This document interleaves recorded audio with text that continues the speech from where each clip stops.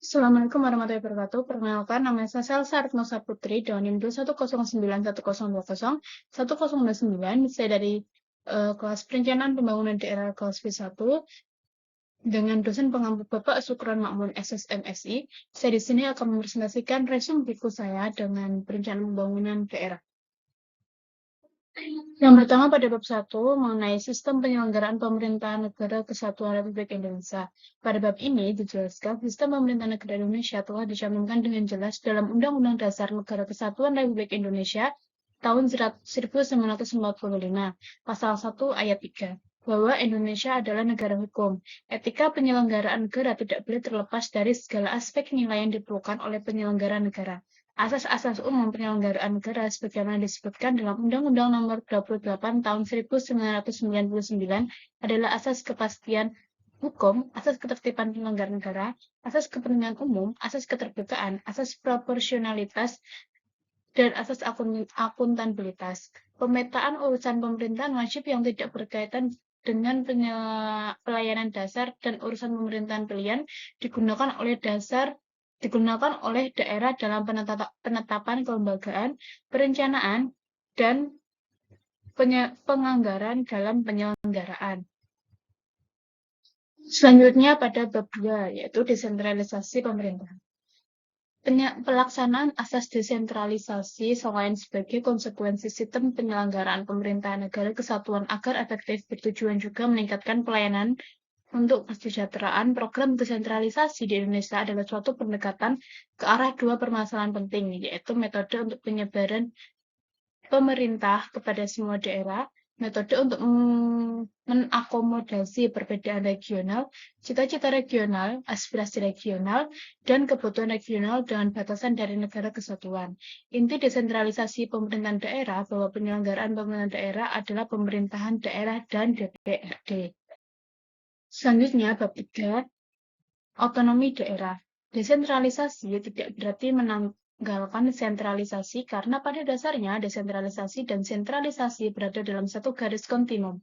Desentralisasi dan sentralisasi pada dasarnya tidak saling menyediakan, namun saling melengkapi sebagai suatu konfigurasi yang bermanfaat dalam pencapaian tujuan pemerintahan. Selain itu juga, desentralisasi memiliki hubungan dengan otonomi daerah. Otonomi daerah merupakan bagian dari sistem politik yang senantiasa diharapkan dapat memberikan peluang bagi warga negara untuk lebih mampu mengembangkan daya kreatifnya. Selanjutnya, bab 4. Dekonsentrasi dan tugas pembantuan. Dekonsentrasi adalah pelimpahan kekuasaan dari alat perlengkapan negara tingkat lebih atas kepada bawahannya guna melancarkan pelaksanaan tugas pemerintahan. Asas tugas pembantuan adalah cerminan dari sistem dan prosedur pemerintahan, dimulai dari pemerintah provinsi kepada kabupaten atau kota, dan desa, serta dari pemerintahan kabupaten kota kepada desa untuk menyelenggarakan urusan pemerintahan dan pembangunannya sendiri. Selanjutnya adalah bab 5, tantangan pembangunan daerah. Tantangan dalam pembangunan daerah adalah sebagai berikut. Yang pertama, konsolidasi otonomi daerah. Yang kedua, tantangan pengembangan wilayah. 3, tantangan pengembangan wilayah strategis. Yang keempat, tantangan percepatan pengamanan KTI dan wilayah tertinggal. Kelima, tantangan pengembangan wilayah perbatasan. 6, belum memadainya pelayanan pendidikan, kesehatan, dan fasilitas peningkatan keterampilan penduduk untuk dapat memanfaatkan peluang yang ada di negara tetangga. 7, tantangan yang dihadapi untuk mewujudkan suasana damai. 8, khusus pada Provinsi Papua, tantangan yang dihadapi adalah kehidupan peningkatan kesejahteraan masyarakat. Yang 9, tantangan memulihkan kehidupan sosial dan ekonomi di Maluku. 10, tantangan pembangunan desa. 11, tantangan pengembangan perkotaan. Yang 12, tantangan pembangunan perumahan. Yang 13, tantangan pembangunan pemukiman. Yang ke-14, tantangan penataan ruang. Ke-15,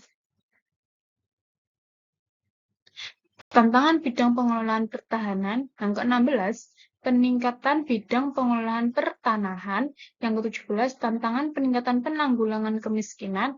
Yang ke-18, tantangan pemberdayaan masyarakat.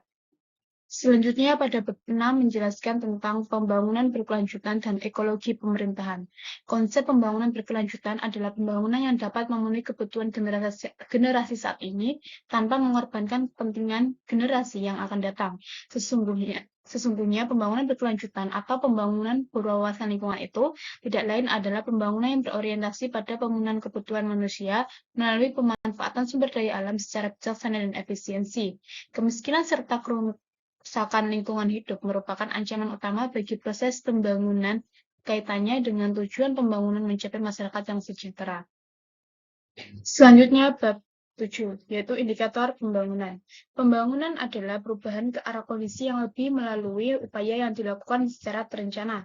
Indikator keberhasilan pembangunan di bidang ekonomi adalah sebagai berikut. Yang pertama, pendapatan per kapita. Yang kedua, struktur ekonomi. Yang ketiga, urbanisasi. Yang keempat, angka tabungan. Yang kelima, indeks kualitas hidup. Indikator keberhasilan pembangunan di bidang hukum adalah dengan terwujudnya Indonesia yang sejahtera, demokratis, dan berkeadilan. Bab 8 yaitu perencanaan dan penganggaran daerah. Perencanaan pembangunan merupakan suatu fungsi utama manajemen pembangunan yang selalu diperlukan karena kebutuhan akan pembangunan lebih besar dari sumber daya yang tersedia. Tahap perencanaan pembangunan sebagai berikut. Yang 1, penyusunan rencana. 2, penetapan rencana. 3, pengendalian pelaksanaan rencana. 4, evaluasi pelaksanaan rencana. Perencanaan dan penganggaran merupakan proses yang saling krusial dalam penyelenggaraan pemerintahan karena berkaitan dengan tujuan dari pemerintahan itu sendiri untuk mensejahterakan rakyatnya. Anggaran adalah rencana kegiatan dan keuangan periodik yang berisi program dan kegiatan dan jumlah dana yang diperoleh dan dibutuhkan dalam rangka mencapai tujuan organisasi tersebut. Selanjutnya bab 9, yaitu desentralisasi fiskal. Tujuan desentralisasi menyiratkan manfaat tujuan memajukan bentuk perolehan pendapatan yang lebih beroptimum. Kebijakan desentralisasi fiskal akan tetap dipengaruhi oleh negosiasi-negosiasi politik di antara jenjang pemerintahan yang berbeda.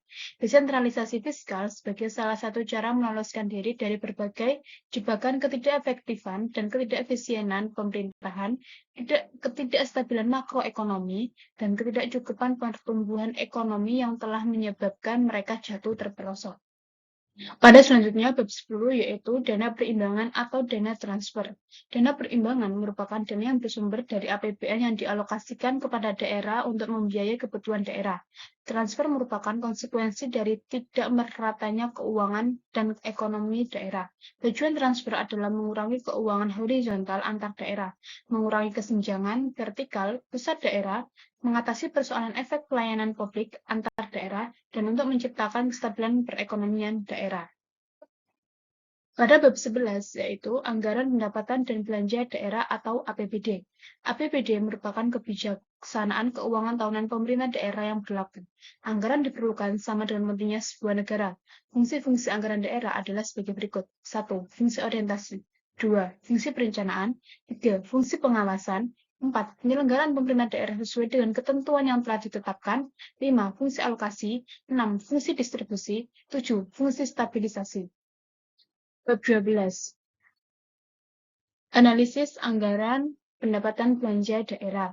APBD merupakan kebijakan tahunan pemerintah daerah yang disusun berdasarkan ketentuan perundang-undangan yang berlaku. Pelaporan keuangan harus mempertimbangkan kebutuhan para pengguna dan keputusan yang mereka buat. Laporan keuangan yang disampaikan setidaknya menyertakan laporan realisasi APBD. Analisis APBD juga meliputi analisis atas defisit atau surplus, dan pembiayaan yang meliputi analisis defisit atau surplus, selisih lebih atas perhitungan anggaran, penerimaan pembiayaan melalui pinjaman, serta rasio keseimbangan primer. Bab 13 yaitu mobilisasi potensi pembangunan. Investasi adalah motor penggerak bagi pertumbuhan ekonomi. Sementara itu, pembangunan di dalam era otonomi daerah sekarang ini pada intinya adalah berupa pemberdayaan daerah. Dalam hal ini, daerah harus mampu mengatur, mengurus, dan mengelola kepentingan serta aspirasi masyarakat di wilayahnya. Mobilisasi potensi pembangunan dapat didekati dari 1. Mobilisasi dana pembangunan. 2. Penguatan kelembagaan. 3. Penggerakan partisipasi masyarakat. 4. Pelaksanaan pembangunan. 5. Koordinasi. 6. Pemantauan dan evaluasi. 7. Strategi pengembangan potensi ekonomi daerah. Bab 14. Pelaksanaan pembangunan. Paradigma pembangunan nasional Indonesia adalah paradigma pembangunan yang terbangun atas pengamalan Pancasila, yaitu pembangunan manusia Indonesia seutuhnya dan pembangunan masyarakat Indonesia seluruhnya, dengan Pancasila sebagai dasar, tujuan, dan pedomannya. Keberhasilan pembangunan di bidang ekonomi tidak terlepas dari keberhasilan pembangunan di bidang politik. Mekanisme dan kelembagaan politik berdasarkan Undang-Undang Dasar 1945 telah berjalan. Pelaksanaan pemilu secara teratur sejak Orde Baru hingga era reformasi menunjukkan capaian pembangunan politik. Bab 15 dan bab yang terakhir adalah studi kasus. Pengembangan ekonomi pada dasarnya adalah upaya untuk memperluas kemampuan dan kebebasan memilih. Sesuai ketentuan Undang-Undang Otonomi Daerah, kewenangan daerah adalah memiliki tanggung jawab menyelenggarakan berbagai pelayanan kepada masyarakat dalam prinsip keterbukaan, partisipasi, dan pertanggungjawaban kepada masyarakat.